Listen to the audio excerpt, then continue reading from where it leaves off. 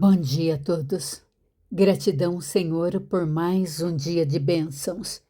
Continuando a leitura do Antigo Testamento sob a ótica do Novo Testamento, a palavra encontra-se no capítulo 13 de Êxodo. Consagração dos primogênitos. Acompanhem comigo a leitura do versículo 1 ao 16. Disse o Senhor a Moisés: Consagra-me todo primogênito, todo que abre a madre de sua mãe entre os filhos de Israel, assim de homens como de animais, é meu. Aqui nós temos o resgate. Deus pede o primogênito. No Logos, isso não é sobre tomar algo, mas sobre garantir a sucessão. É o reconhecimento de fonte. Ao consagrar todas as coisas que Ele te dá, você reconhece que Ele é a fonte. Deus usa a palavra consagra. Muita gente acha que consagrar é perder, mas é o contrário. Consagrar é colocar o selo de Deus naquilo que Ele mesmo nos deu. Quando eu consagro meu trabalho, minha família e meus dias, eu estou dizendo que a minha fonte é o Criador. E o que é consagrado ao Senhor, o sistema deste mundo não tem autoridade para roubar. Continuando do versículo 3 ao 9. Disse Moisés ao povo: Lembrai-vos deste mesmo dia em que saíste do Egito, da casa da servidão, pois com mão forte o Senhor vos tirou de lá. Portanto, não comereis pão levedado. Hoje, mês de Abibe, estais saindo.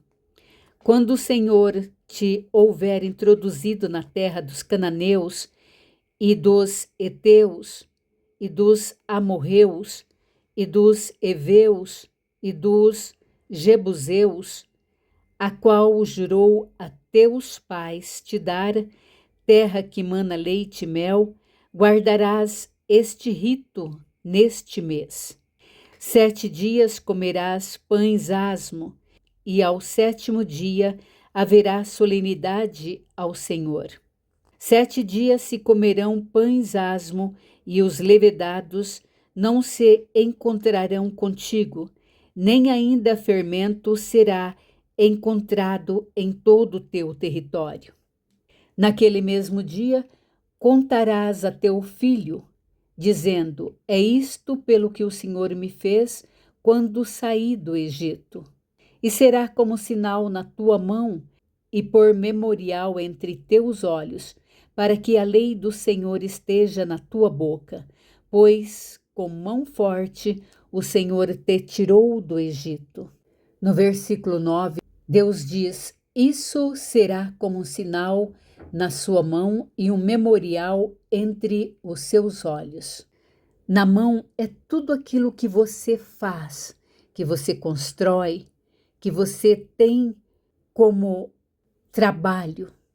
Tudo que está e que você deseja, que você é tocado no coração e que você planeja, está nos seus olhos, na sua mente, no seu futuro. Continuando do versículo 10 ao 13. Portanto, guardarás esta ordenança no determinado tempo, de ano em ano. Quando o Senhor te houver introduzido na terra dos cananeus, como te jurou a ti e a teus pais, quando ta houver dado, apartarás para o Senhor todo o que abrir a madre, e todo primogênito dos animais que tiveres, os machos serão do Senhor. Porém, todo primogênito da jumenta resgatarás com o cordeiro. Se o não resgatares, será desnucado. Mas todo primogênito do homem entre teus filhos resgatarás. Aqui nós temos o código do jumento. Deus diz que o primogênito do jumento, animal impuro, deve ser resgatado como um cordeiro. Se não resgatar, tem que quebrar o pescoço do jumento. E aqui preste atenção na matemática do jumento. 7, 8 mais men 40 mais vav 6 mais resh 200 igual a 254. 2 mais 5 mais 4 igual a 11. O 11 na Bíblia é o número da desordem ou do que está incompleto. O Logos, o jumento, representa a nossa natureza humana, teimosa e incompleta. 11. Para que essa natureza não seja destruída, ela precisa ser trocada pelo Cordeiro. 8 menos a nova vida. No Novo Testamento, Jesus, o resgate, em Lucas 2, do versículo 22 ao 23, vemos Maria e José levando Jesus ao templo para cumprir exatamente este capítulo 13. Jesus, sendo o primogênito perfeito, foi apresentado para que todos nós, os jumentos impuros, pudéssemos ser resgatados. O povo escolhido, em Hebreus 12, versículo 23, a igreja é chamada de Igreja dos Primogênitos. Graças ao capítulo 13, entendemos que em Cristo todos nós passamos a ter direito à herança do primeiro filho.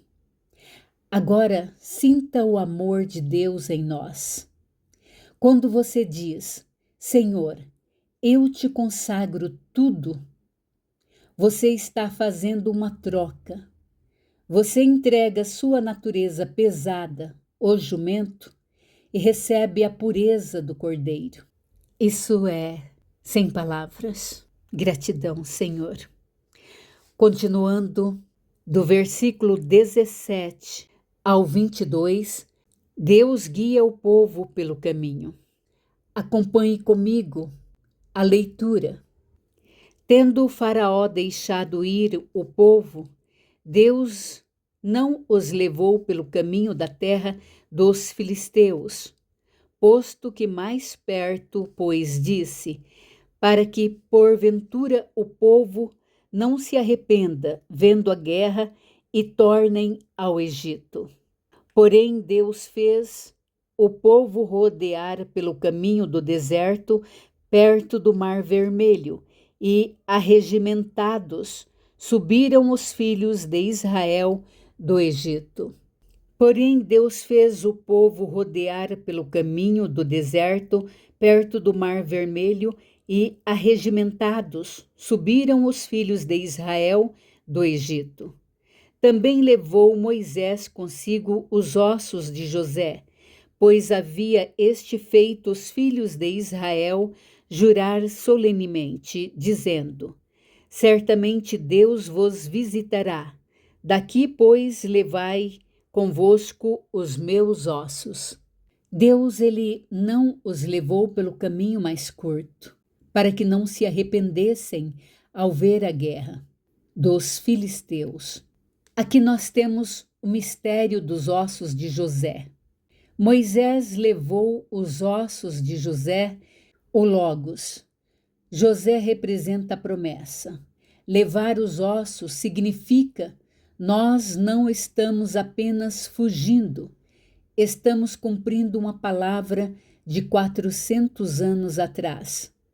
A fé de José, antigo, caminha junto com a libertação de Moisés no Novo Testamento. Continue comigo, do versículo 20 ao 21. Tendo, pois, partido de Sucote, acompanharam-se em Etã, a entrada do deserto. O Senhor ia diante deles durante o dia numa coluna de nuvem para os guiar pelo caminho. Durante a noite, numa coluna de fogo para os alumiar, a fim de que caminhassem de dia e de noite. A nuvem e o fogo, o GPS de glória. A nuvem, Anã, representa o Espírito Santo que consola e refresca. O fogo representa a palavra de Deus que ilumina e purifica. No Novo Testamento, João, capítulo 8, versículo 2, Jesus diz: Eu sou a luz do mundo. Quem me segue não andará em trevas. Jesus é a coluna de fogo que não se retira de diante de nós. 1 Coríntios, capítulo 10, do versículo 1 ao 2. Paulo diz claramente que nossos pais estiveram todos debaixo da nuvem e foram batizados na nuvem. A nuvem de Êxodo 13 é o batismo no Espírito Santo que nos guia hoje. O fogo não se apaga. O fogo não apaga o medo. Ele dá direção. No deserto, a noite é um breu total e um frio de rachar. O fogo de Deus tinha duas funções práticas: aquecer e iluminar. No Logos, quando você está passando por uma noite, um problema, uma dúvida, Deus não tira a noite. Ele vira sua fonte de calor. Aqui temos o equilíbrio perfeito de dia e de noite. De dia, nuvem, para você não se queimar com o sucesso ou com o excesso de luz, orgulho. A nuvem traz sombra e humildade. De noite, fogo, para você não se perder na tristeza ou na escuridão. O fogo traz esperança e clareza. Versículo 22. Acompanhe comigo a leitura. Nunca se apartou do povo a coluna de nuvem durante o dia, nem a coluna de fogo durante a noite. No Logos, isso significa que a fidelidade de Deus não depende do seu humor ou do clima. Se está sol, ele é nuvem. Se está escuro, ele é fogo.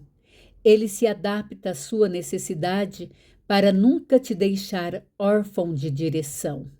Gente, o capítulo 13 termina mostrando que Deus é o GPS perfeito. Ele conhece a nossa natureza de jumento e nos resgata com o cordeiro. E depois que estamos limpos, ele vira nuvem quando a vida está quente demais e fogo quando tudo fica escuro. Ele nunca sai da nossa frente. Você não está seguindo uma religião, você está seguindo uma coluna de glória. Gratidão, Senhor, por todas as bênçãos que nos dá.